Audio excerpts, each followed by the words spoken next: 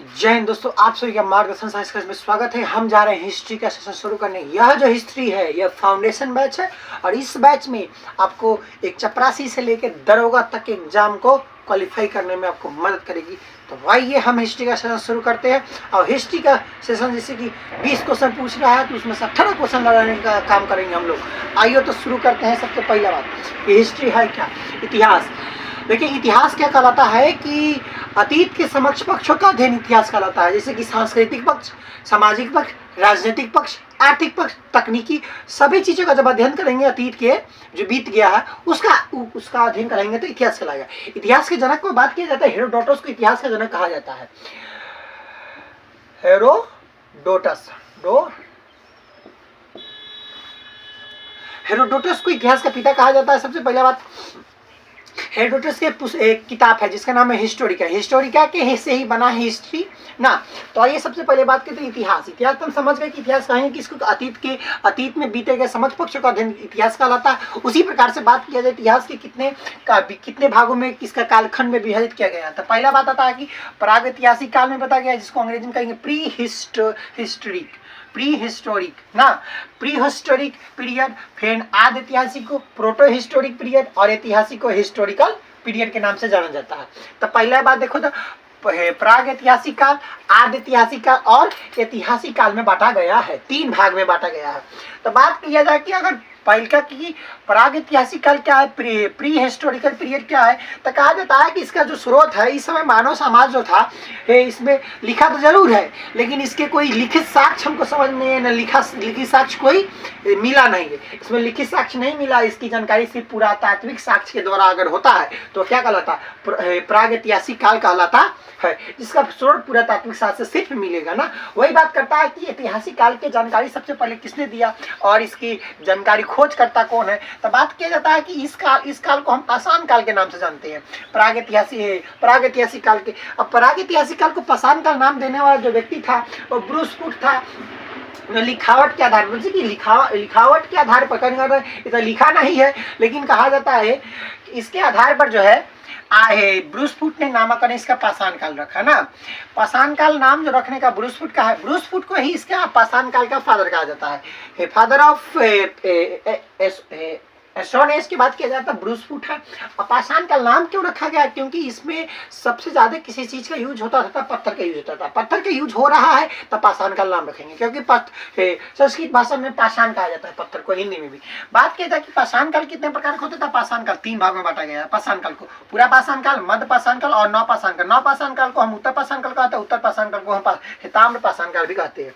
तो बात करता है 3 प्रकार का होता है। 3 कौन कौन? तो पूरा पाषाण काल, मध्य पाषाण काल, नवपाषाण काल। पूरा पाषाण काल, इसका समय देखा जाता है 20 लाख से लेकर 12,000 ईसा पूर्व BC तक है। 20 लाख BC से लेकर 12,000 BC तक। और मध्य पाषाण काल की बात किया जाता 12,000 BC से 10,000 BC तक है। उसी प्रकार से नवपाषाण काल या उत्तर पाषाण की बात करें तो 10,000 BC से 3,000 BC तक बात किया जाए। आगे कहता है कि पूरा पाषाण काल इसमें मानव समाज कैसा था? कहा जाता है मानव समाज इस समय खाना बतोस था। खाना बतोस कहने का अर्थ है कि मानव फुल्ली डिपेंडेंट था सिर्फ खाना बटोरने के लिए। न पहनने का ठीक है, न रहने का ठीक है, सिर्फ खाना। हर एक चीज जिधर घूम के सिर्फ खाना के लिए मानव समाज भटकता था उस समय। बात की जाए इस समय आखेटक थे। आखेटक मतलब शिकारी को कहा जाता है आखेटक। मार के किसी जीव को खाना आखेटक कहलाता है। इस मानव जो थे आदि मानव था, इसी समय आग का पत्थर से टकरा के आग का खोज कर लिया था पूरा पाषाण काल में ही मानव। आगे बात करता है कि मध्य पाषाण काल। मध्य पाषाण काल में पत्थर के छोटे छोटे हथियार बनाना शुरू कर दिए थे ना। और जो है इस समय अंत्येष्टि संस्कार करना सीख गए थे। कहने का अर्थ है कि कोई मर जाता था उसका एकदम अंतिम संस्कार करना शुरू कर दिए थे ना। आगे बात करता है नवपाषाण काल या उत्तर पाषाण काल। इस समय खेती होना शुरू हो चुका था। जो आदि मानव तो सीख गए थे खेती करना, आवास बना के रहना सीख गए थे, कुत्ता पालना शुरू कर दिए थे। सबसे पहले कोई पाले जाने वाला जो जीव था मानव समाज पूरे पाषाण काल में। तो बात करता है कि पालतू अगर कोई जानवर है तो कुत्ता होता था।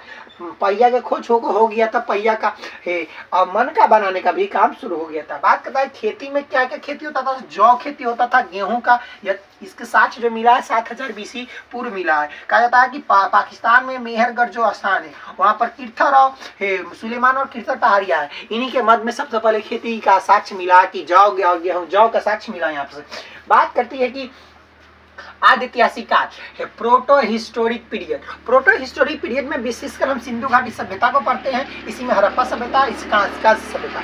बात करता है किसकी जानकारी, जैसे आदि ऐतिहासिक के पिता की बात किया जाता कौन है, तो जॉन मार्शल आदि ऐतिहासिक के पिता है। उसी प्रकार बात किया जाए कि सर्वेक्षण करता, जैसे सिंधु घाटी सिंधु की सभ्यता मिली, हड़प्पा जो सभ्यता मिली है, यहाँ का सर्वेक्षण करता कौन था कनिंगम था। इसकी जानकारी देने वाला सी मेसेन था, और इसका खुदाई जो हड़प्पा सभ्यता सबसे पहले किया था वह आपका दयाराम साहनी थे।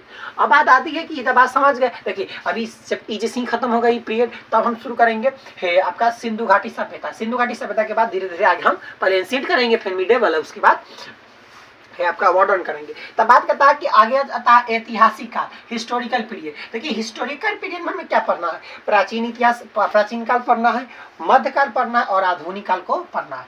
और इसमें हम नेहरू काल भी पढ़ेंगे लास्ट में, और वर्ल्ड इतिहास भी है पढ़ेंगे, वर्ल्ड हिस्ट्री। बात करता है विश्व इतिहास। आगे देखा जाए कि अब इतना पर यह जो सेशन है आप समझ चुके हैं इतना। अब हम देखते हैं सिंधु घाटी सभ्यता को। आइए तो शुरू करते हैं सिंधु घाटी सभ्यता।